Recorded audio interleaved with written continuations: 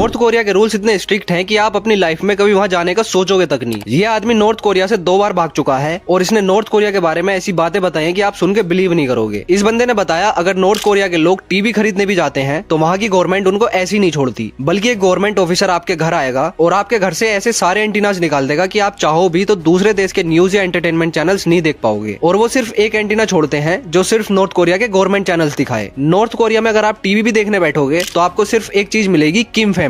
उनके programmes, documentaries और song वगैरह, और 24/7 सिर्फ यही सब चलता रहता है। इतना ही नहीं, इंटरव्यू में मिस्टर छो ने और भी अजीब रूल्स के बारे में बताया है। उसने कहा कि वहाँ बाल कटवाना भी एक पॉलिटिक्स बन चुका है। स्कूल के छोटे बच्चों तक के लिए सिर्फ 1 से 2 या 3 फिक्स हेयर स्टाइल अलाउड है। अगर किसी के बाल थोड़े से भी ज्यादा बड़े होते हैं तो उसके लिए सिर्फ मुसीबत होती है। और अगर किसी ने अलाउड हेयर स्टाइल से अलग कोई स्टाइल रख लिया तो सजा सिर्फ उसको नहीं बल्कि उसके माँ बाप को भी मिलती है। और तो और हर नेशनल हॉलीडे पर सबको किम फैमिली के स्टैचू के सामने जाकर झुकना पड़ता है। अब आप मेरे को बताओ कि आप लोग यहाँ ऐसे देश में जाना चाहोगे?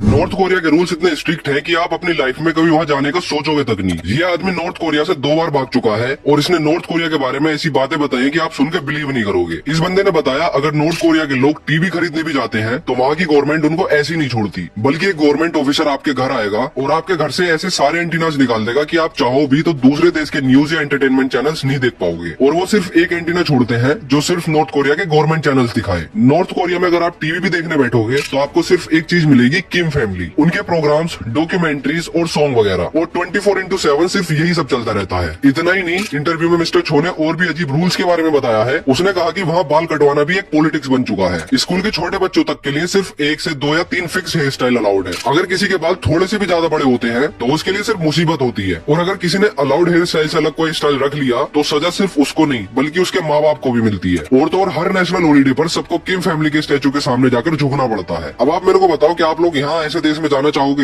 हैं? ये क्या हो गया? ये क्या सुन रहा हूँ मैं?